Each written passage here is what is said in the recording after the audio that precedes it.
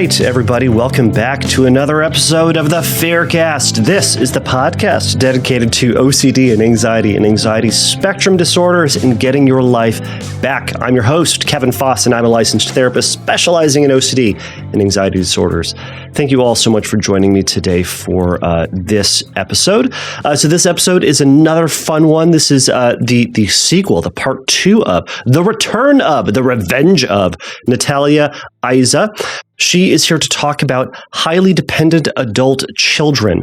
So this is otherwise known as, and you will hear the correction of, the title of Failure to Launch Individuals, and the application of and use of space for treating and helping family systems and individuals stuck in this phase of life.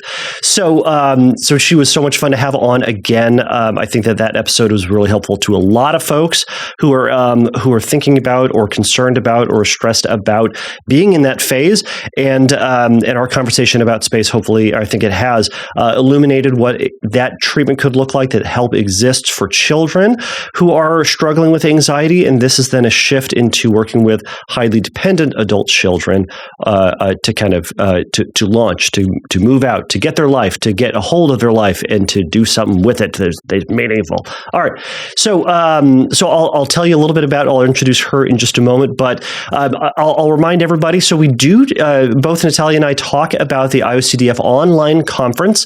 I am just coming off right now of doing my first talk on mental compulsions. So if you have a moment and you would like to, go check out the IOCDF, the International OCD Foundation's online conference. Not everybody can go to a conference, fly to a conference, or tune in or wherever because of financial, for time, for travel reasons, for anxiety reasons. There's a ton of reasons why we can't go. The online conference is great because you can access it through the interwebs. You just sign on, you log in. I believe there's a nominal fee for, no, it's not nominal. It's $100 or so, but I think it might be less. And there's going to be, I think there are scholarships. If you have financial concerns, message the IOCDF. I am confident that they'll be able to help you out to get tuition for it.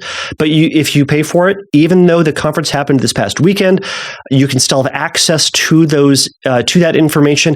And honestly, if you message any one of the presenters, if there's a talk that they gave that you look through the schedule and there's a talk they gave and you really wanted the slides, man, message them, email them, and they'll send you the slides. I'll do that. If you want some of my silly slides, I'll send them to you.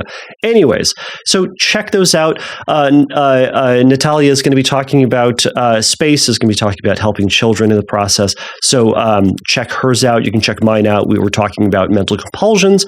And then tomorrow I'm going to be doing a talk on shame and OCD and anxiety, so you can tune in for that. So regardless of not regardless, in addition to my ramblings, let me tell you a little bit about Natalia Aiza, and then we'll get into our conversation. So Natalia Aiza, LPC, is a seasoned therapist, parent trainer, writer, and entrepreneur. Her core missions are to facilitate awareness and healing for those with OCD and to amplify OCD competency among mental health practitioners.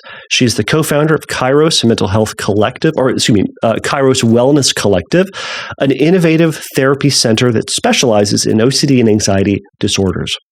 In the last 3 years, Kairos has expanded to 4 locations in Colorado and has served over 2,000 families and individual clients. Natalia also advocates for OCD awareness and provides free psychoeducation on her popular Instagram account at letstalk.ocd. Natalia received her BA in literature from Harvard University and her MA, her Master's of Arts in clinical mental health counseling from Palo Alto University. So without further ado, here is my conversation with Natalia Aiza.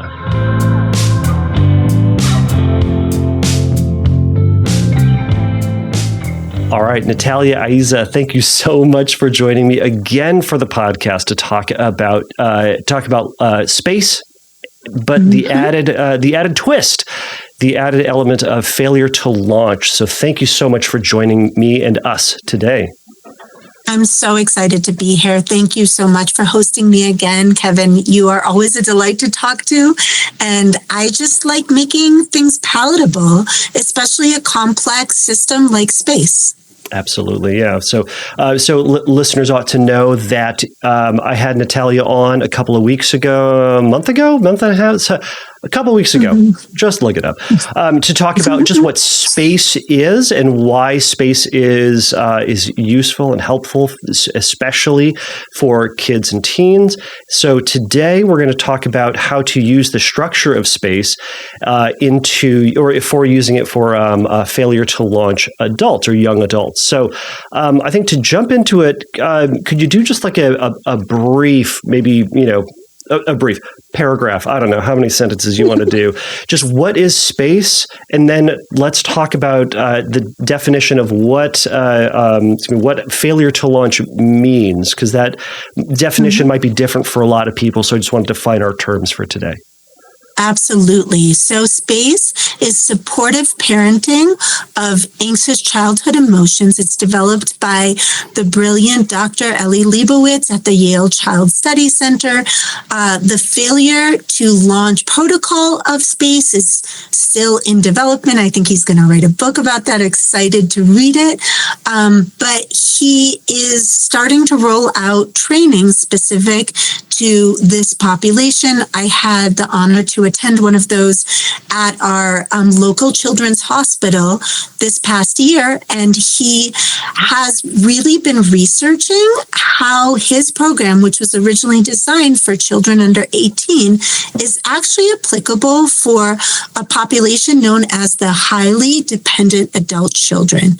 So I'm going to start by, now that we've used the word failure to launch, I want to remove it from our conversation because it is a highly stigmatizing and frankly outdated term. It evokes that cheesy movie and a lot of images of a child like taking advantage of their parents.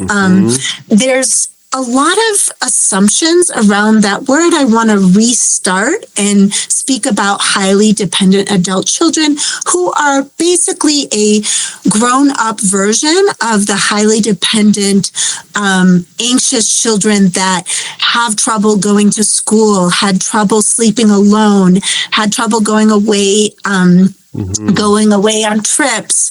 Those are the kiddos that grow up and sometimes develop, or sometimes they end up launching and then coming back to the home, and they develop compulsions that are related to reliance on the parental system. Fantastic. Well, I appreciate the correction. So, highly dependent adult children. Yes. And one more caveat is this does not refer to cohabitation with your adult children. Cohabitation with your adult children is something culturally acceptable in many cultures, and it should be culturally acceptable in ours as well. Like it is a completely legitimate way to live. This isn't about who you live with. It is who you are dependent on. And developmentally at this age, the adult children should not healthily be dependent emotionally, financially, and physically on their parents. And yet in this population, that dependence still occurs on quite significant scales. Is there an age range that this typically falls into, 18 plus, or is there an upper limit for this? Honestly, I've seen highly dependent adult children at 50. So, yes, we are mostly talking about young adults, but there is no top limit to this population. Okay, so maybe one of the differences between these two populations, one is living at home by choice for any number of reasons. The other group, the one we're talking about today, is is kind of held there by their anxieties, held captive at home, independence of their parents. Exactly. So There's a difficulty in working full time or studying full time. There's difficulty in like having a robust social life outside of the home. There's difficulty in, honestly, a lot of times separating from their parents at all, even within the house. So what we see in this population is OCD and anxiety disorders have really gripped onto the parent-child relationship after what I would say is like a appropriate time for that intensity and that bond. Okay. I like that kind of difference there as well. We talk because we on the Fearcast tend to talk about OCD, but it sounds like someone who's experiencing this, they may be experiencing OCD, but they may just be experiencing generalized anxiety or one of the other various manifestations along the anxiety spectrum. 1,000%. Okay. And there's other mental health difficulties that also cause highly dependent adult children. So severe depression can be one of them. It is anything that is sort of mentally, clipping your wings and causing you to continue to be in a reassurance cycle with your family unit and continue to be unable to flourish independently. Okay. And again, with that for listeners, we're talking about. I love that you said that mentally clipping your wings. So this doesn't really apply to someone who's struggling financially, who can't get a job, who in the difficult market that we are in right now for some folks. It's not that, or it's not that they like living at home, or it's not that it's culturally. It's that there's something emotionally, mentally that is preventing them from flourishing outside. Yes. Wonderful. And, the family unit wants them to be independent is another key factor. That there's, in my culture in Mexico, a lot of times the family unit wants, especially the female adult, to stay and live at home until she marries. It's a little bit outdated. I didn't do it, but we're not going to hold you responsible, I promise. It is what it is. Some people really prefer that, and it's a great system for people who are choosing that. I am talking about people who are not making this choice. This isn't a want. Perhaps the adult child wants to be, on some level, will say they want to be connected to their parents in this way, but they do not want to have this high, intense dependence. And there's a lot of shame among these adult children, and shame for the parents too, because society judges everybody in this equation very harshly and assumes that, like the movie Failure to Launch, that the parents are letting themselves be taken advantage of, or, however it is that people like stereotype this population. It's very destructive, and they deserve support and care and help as well. Absolutely. Well, shall we start by talking about how this develops, or should we go into treatment specifically? Let's start with how it develops. Okay. And my oldest child is turning 18 next week, so I have not had yet the personal experience of launching a child. I'm sure parents with younger children are listening to this being like, oh no, how do I prevent it? The truth is that a lot of the parenting that goes on right now around anxiety, and the parenting shifts that we're asking parents to make in terms of pushing your children towards things they fear and encouraging them that they can be strong and face these hardships independently. That foundation is one of the things that really helps the failure to launch not happen, but it doesn't guarantee anything. So I often see kiddos go away to college, not be able to do that, come back to the home, and then sort of languish for years. taking one class at the community college, not really working full time, sort of in this stuckness. I would say the main way that this highly dependent adult children develops is when parents are the safe space. They are the only place, the parental home is the only place that adult children feel completely safe. And therefore, just like with all anxiety disorders, our tendency as human beings is to look for comfort and safety. And so that's when the retreat happens and we sort of go back into the nest because the world feels too hard or too intimidating or too anxiety provoking. Yeah. So it sounds like all of that that pattern develops really early and as a matter of kind of care, support, kind of under the mask of we care about you, support you, we don't want you to have to experience any pain. Families, there can be a ton of family accommodation just to kind of say, we're going to do what we can to help keep you feeling stable, feeling okay. But that can backfire in this case. And I give them the opportunity to learn that they can handle other experiences, learn that they can handle being alone or being separated for a period of time. Yes, absolutely. So this is where space comes in because Dr. Leibowitz's training plan for parents emphasizes in parents that accommodating parenting is not the same as supportive parenting. He makes that distinction very clear where accommodating parenting is trying to remove distress from your child's life. Supportive parenting is actually encouraging your child to be in situations where they feel distress. So in other words, Dr. Leibowitz urges parents not to make the home such a safe space, such a comfortable place where they can sort of retreat from their problems. So when a child is younger, sort of not allowing them to stay home from school when they're feeling overwhelmed, and to know that they can go to school overwhelmed or anxious and they're going to be okay. And so for the failure to launch population, same message to say to these adult children, I know it's hard, but I know you can handle it. You can go in and work full time. That is a thing that your nervous system is able to do.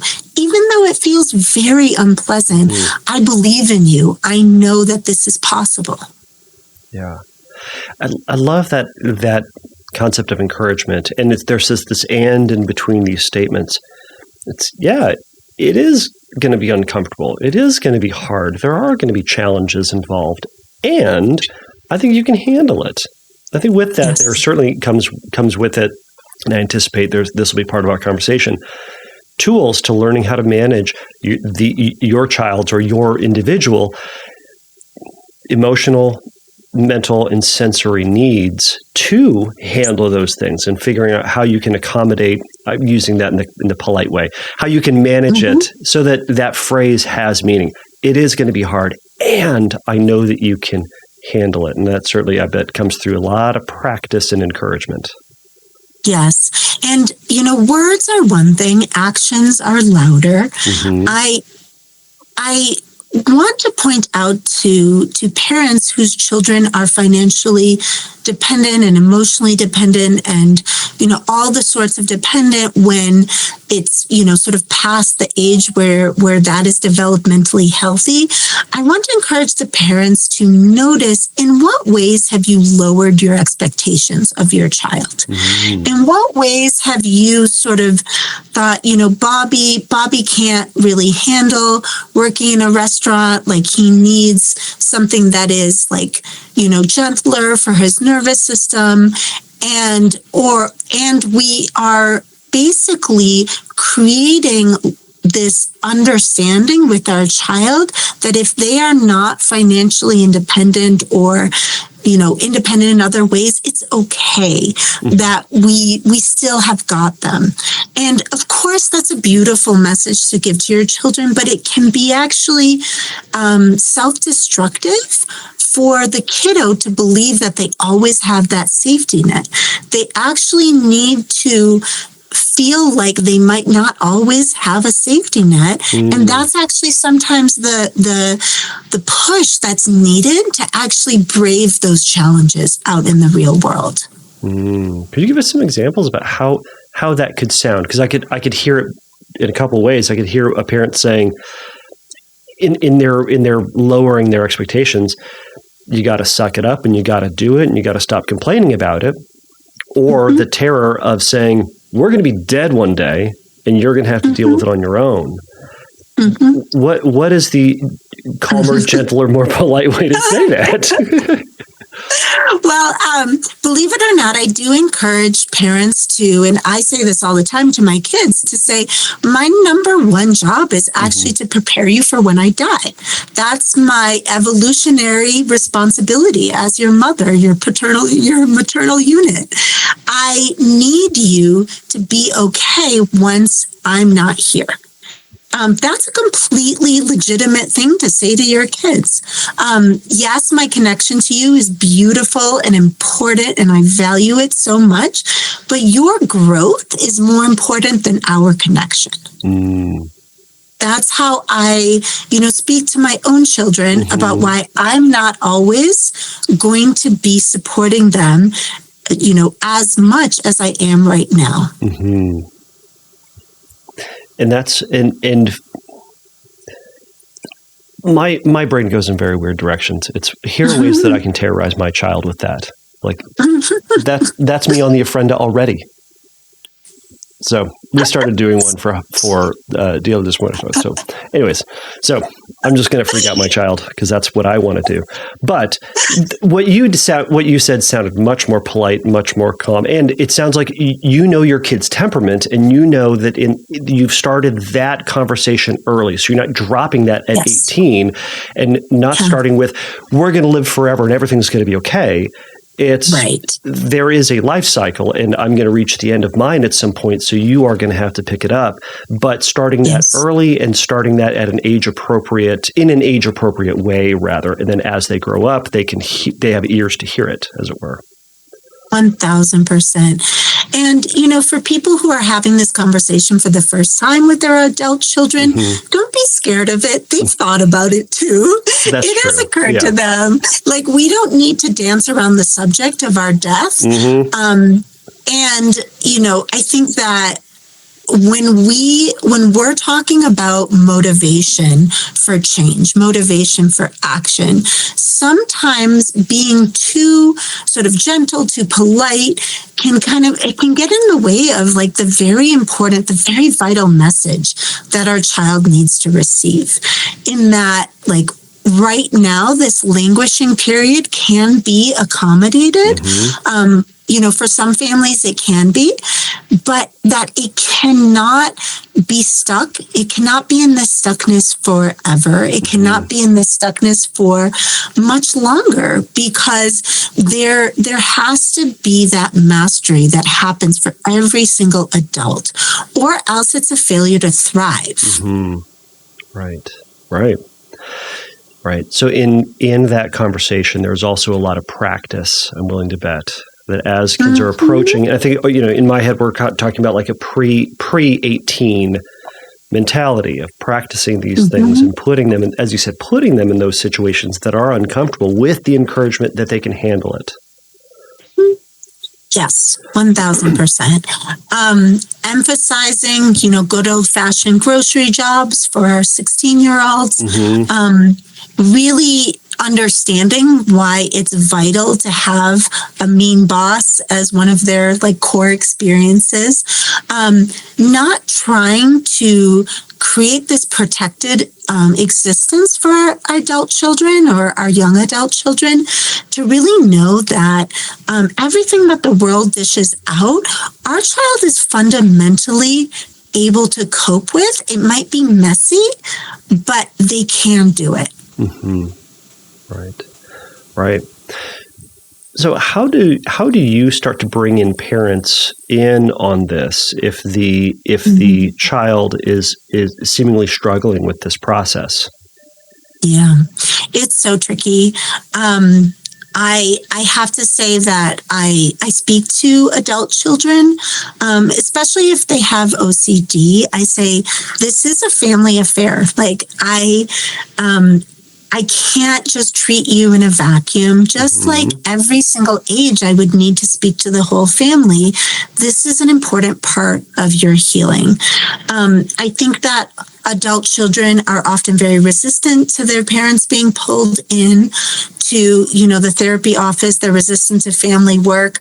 One of the reasons why they're resistant is shame, of course.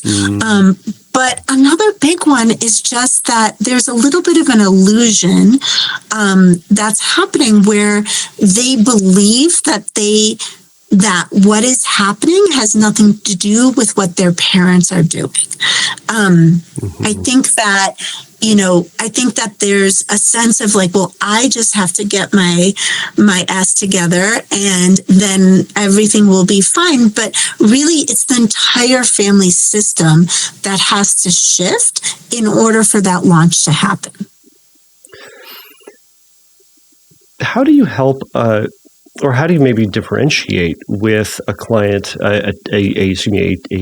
the identified patient, the kid or the young adult, who may be saying something like, I don't need to find a job. I don't need to do this stuff because maybe my parents are really wealthy, or maybe, I'm just going to inherit their money and it's going to be fine.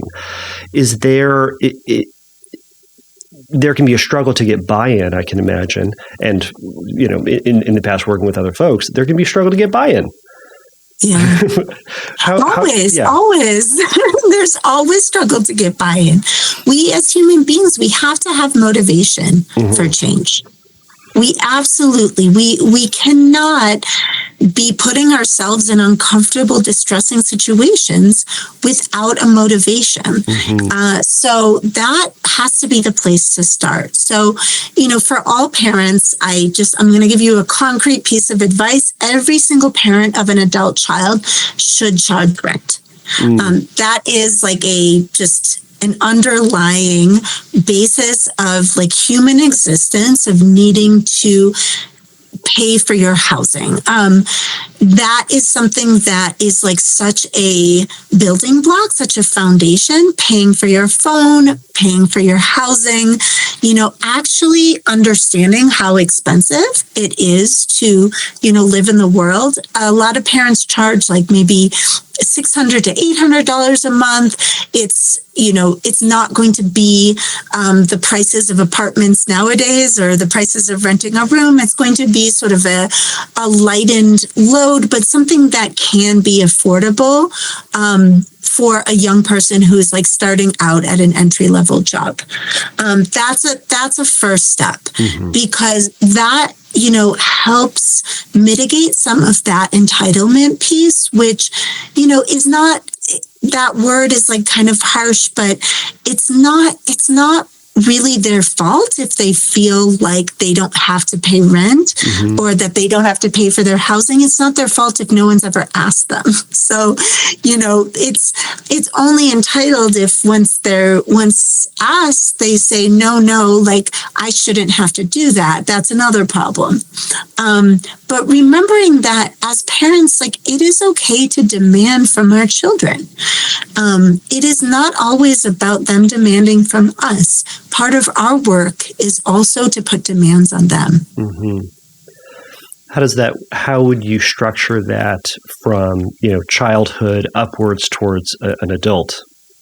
Well, I think this is the Dr. Leibowitz's, fundamental belief system, in that just like you are asking your child who has an anxiety disorder to create a fear hierarchy where they slowly work up to the hard things, we also want to create a parental hierarchy where, every year that passes, we have more and more that we require of our children, whether it be chores, whether it be earning their own money, paying for their own cell phone.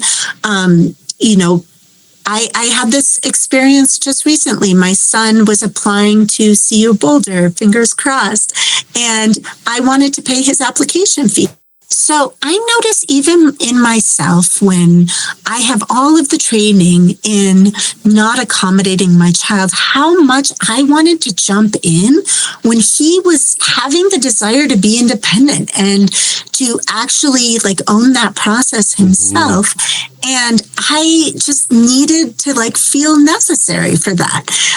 That's where, as parents, we have to self-reflect and say, why did I want to jump in there?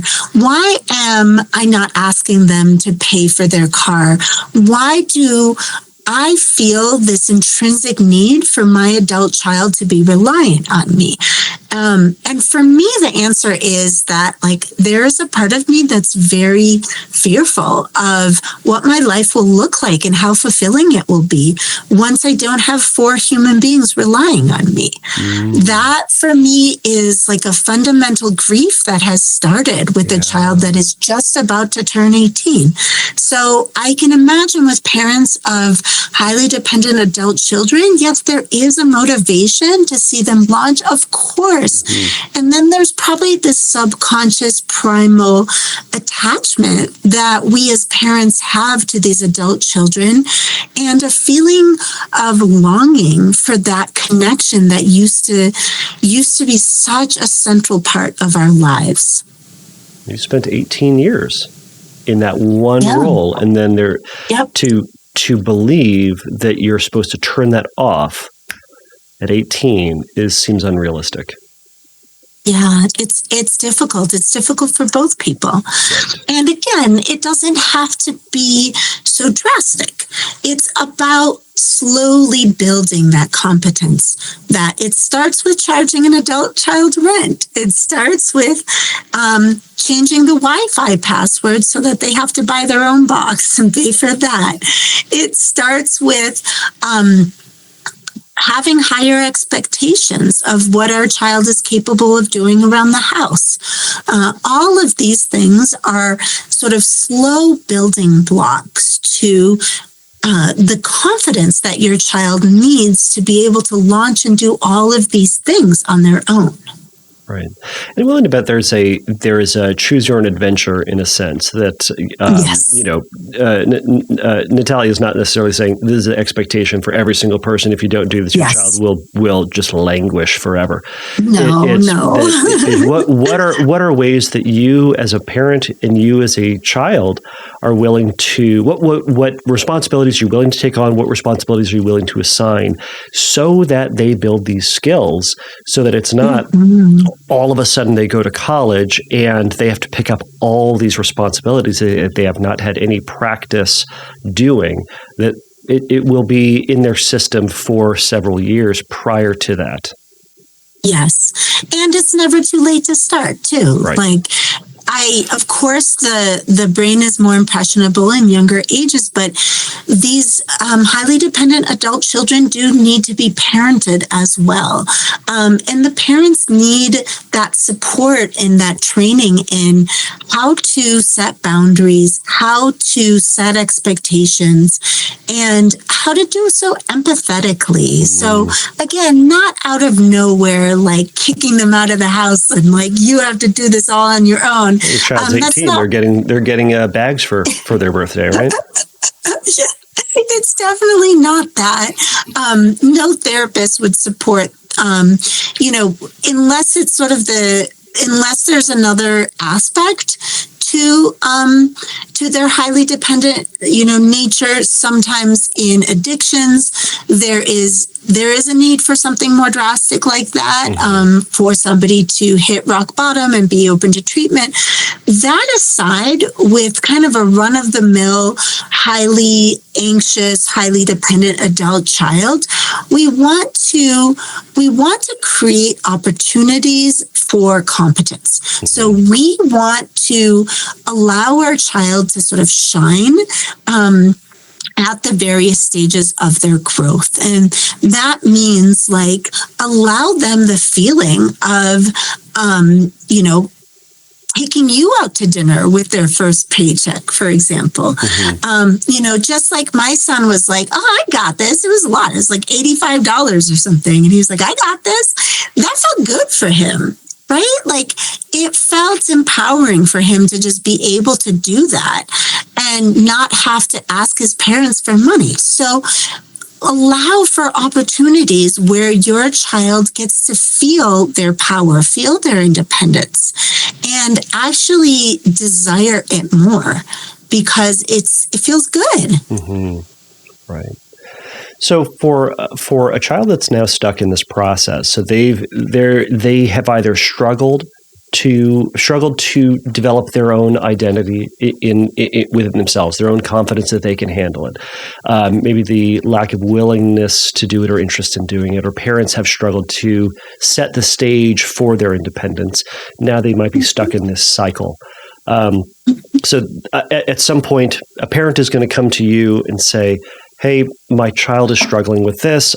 They are having trouble finding their own independence, going to school, holding down a job. What do we do? Help fix my child. Mm-hmm. How does treatment begin? So the very first thing that I have to understand is what are some of the mental health struggles that everybody in the family system is facing. Maybe mom has complex PTSD and maybe some like attachment issues that are part of the equation. Maybe child has OCD and feels kind of overwhelmed by being in crowds or being in, fast-paced environments. Maybe there's, during COVID, a child moved back home and has been depressed ever since. And I need to figure out what are the other factors in the family system. I have to work from the assumption that everybody wants growth, that is a fundamental concurrent value of the family system, or else they wouldn't be coming to me. And then my question will be, what are the mental health factors that are interfering with growth? We first need to treat those. Right. So as you've gone through that, and this incorporates everybody in the family, so not just the quote identified patient, the struggling child or adult child, excuse me. It's mom, it's dad, it's siblings, it is other people who may be in the house who need to be part of this. So that means if everybody is contributing to this from a kind of a family systems perspective, then that means that everybody in that system also has a role in changing the system for the benefit of the rest of the system. 1000%. And when I work with parents, I'm going to ask them, what are the things that you are not doing because your adult child is highly dependent? There are parents who are not traveling. There are parents who are not saving for their retirement. There's parents who really desperately want to downsize their house, but they feel they can't because their adult child still needs a place to live. There's all of these sort of decisions that the parents maybe even unconsciously are doing that are is creating stuckness in their own lives as well. So I'm going to ask the parents, sort of independently of your child's journey, can you kind of get back to your core values of how you want to live your life? Yeah. And we can start adding those elements back in because you deserve that too. Right. Yeah, I love this. I call this dreaming with your client. About like dreaming of like, what could life be like if things were different? What could you do? Where could you go? How would life be better? What's exciting? Like it's defining the carrot rather than the stick of like, what are we going towards so that we can, instead of saying this is going to be pain and it's going to suck and everyone's going to struggle and it's going to be hard, to say like, think about all the good things you're going to be able to get and all the things that your life will then have once you go through this process. And that can absolutely get people on board. Absolutely. And, but the hairy truth is that it is hard. It is hard to take away accommodations at every single age. It is unpleasant for everyone. I like to just be very, very direct with families that like, this is a thing that's going to take some cojones. You are really going to need to face your own fears about having dysregulation in your family system. But as you said, Kevin, on the other side is this dream life that, everyone is longing for. Even the highly dependent adult child, they do not want to be stuck. That's not their dream. Very rarely. I have yet to see an adult child that really wants to continue that pattern. Everybody is excited to open that new chapter if they really believe that chapter is doable. Right. And yes, acknowledging that it is going to take work and it will be hard, but the optimism on the other end can be there. And then we can talk about what are things that we need to pull away.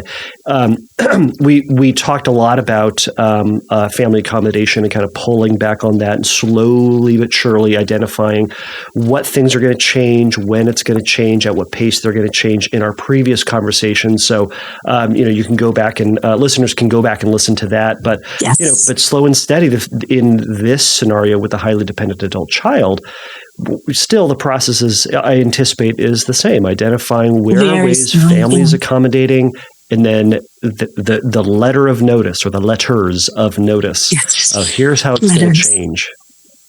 Yes, 1,000%. And all the same sort of roadblocks that exist in space for younger children exist in space for adults. So two parents not being on the same page, some triangulation, sort of dysregulation in the family system. All of these things can be interfering to progress. And that's why I strongly, strongly encourage every single family member, siblings included, to be part of this journey. I think that that it is a family system effort for growth, and above all, it's a family system decision. So, I can't come in and say, this is how you guys should live.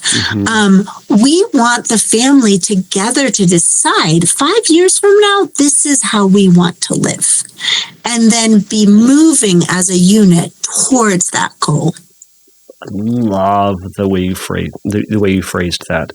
Is kind of in a sense of this family that you're working with. That's the choose your own adventure. Where do y'all want to be?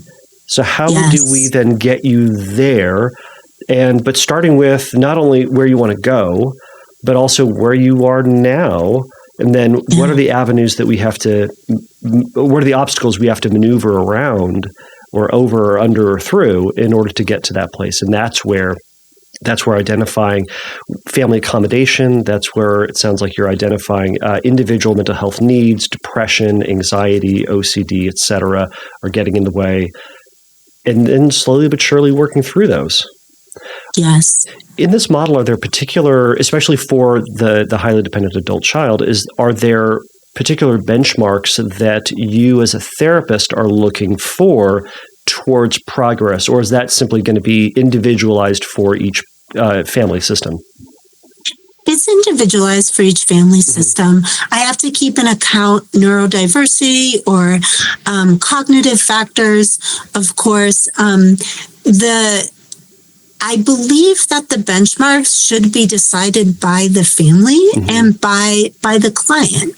I think that, we all have certain ways that we can shine. And if an adult child is working full-time as a volunteer at the homeless shelter, that is launching. That is amazing. That is opening a door to a new life.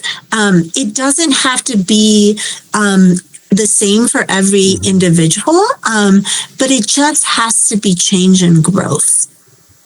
It's fantastic. I know we're getting close to a cutoff time for us, unfortunately. But in the last remaining time, what sort of advice or guidance, or are there anything additional that you wanted to add to this model to kind of give people an idea of what treatment would look like or end results of it? Or is there some specific encouragement that you'd want to give to either a parent or to an individual, an adult child who may be stuck in this cycle? Yeah, I mean, I'll say, I'll kind of answer all of them at once by saying, please reach out to me. I'm Natalia at kairoswellnesscollective.com, and I will help guide you to resources in your area. To therapists and to lookers on, please do not judge these families. Please do not bring shame into this equation. Understand that these family systems need to be seen as with compassion. If you are that person, please use self-compassion. This is something that is happening to the family unit. It is no one's active choice. It's not a joke like Failure to Launch movie makes it out to be. It is actually truly a huge issue in modern society across the globe. We are just starting to research this population, and clearly as a society, there is something actually preventing these people from really like having bright futures, and we have to take responsibility for that too. So I'd like to make a quick shout out for the IOCDF, the International OCD Foundation. Kevin and I will both be giving talks. His on mental compulsions and shame, and mine is actually going to be on this population, on space training for parents of highly dependent children. So I would love to have you there. Feel free to watch the recording. They're available for 30 days after. And it's just my honor to be speaking to this population. And please know that even though I have not crossed this threshold yet, I see that that this is a place that I very much could be in myself, because my tendencies are definitely to accommodate, and I need to shift even myself from accommodate to support. Right. I want to piggyback off of what you were talking about, particularly about that shame. There can be the temptation for people to beat themselves up, or to think that they're failures, or they're bad parents, or that they're bad adults, they're bad kids who are struggling with this, and they use various languages of choice, and I'll let the listeners decide the language that they would use for themselves. But people make choices for reasons. There's a lot of reasons that the family would find themselves in that position. Not because everyone got together and said, hey, everybody, you know what we're going to do? We're going to totally mess up our family system, and we're going to make it really hard for Johnny or Susie to try to go off and live their life. So they're going to be 40 and living at home. High five all around. They didn't have that meeting. One's doing that. No one's doing this meeting. They found their way there accidentally, but through slow and steady, small decisions. And we find our way there. All of us find our way to, these places.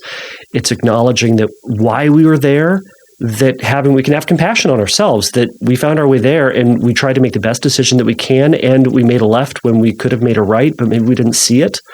So we're now seeing it, and then we're just going to backtrack and slowly make those changes. And it's not that you made those choices, it's what decisions are you going to make now as a family, as a group, as an individual, to slowly get out of this. But there is a way out. And Space has a great structure for that. So check out Natalia's talk. So it is going to be on, you all can check it out. By the time this airs, it will have been Saturday and Sunday prior. But go online, check it out. You can go to IOCDF. You can see my ridiculous talks as well if you so choose to. But go check out Natalia's to learn more about this. Is there anything else that you'd like to add about Space for the highly dependent? I'm going to get it wrong again. Highly dependent adult child.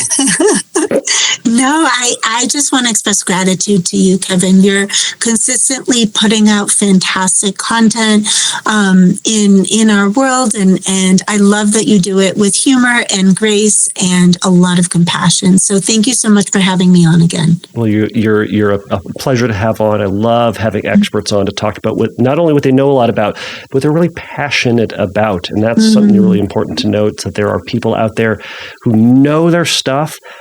And they care. They care that you get better. So I love having you on for that. So, and again, we talked about this. You're a fun person to chat with. Thank you. So we'll meet up again in the future. But again, thank you so much for your help and your guidance on this. Thank you. Take care, Kevin. You too. Bye. Thank you for listening to the Fearcast. If you would like your question answered on a future episode, please click on the Submit a Question link at fearcastpodcast.com. If you would like your question answered sooner, please send me a recording of your question to questions@fearcastpodcast.com, or by sending me an audio message through Instagram by DMing me at fearcastpodcast on Instagram. If you like the Fearcast, please write a review on your podcast platform of choice. Please remember that the Fearcast is not a substitute for psychotherapy. If you need a little bit of help in your recovery, please go over to fearcastpodcast.com and click on the Find Help link, and there's going to be some information for you there. So until next time, take a risk, challenge yourself, and don't take your brain too seriously.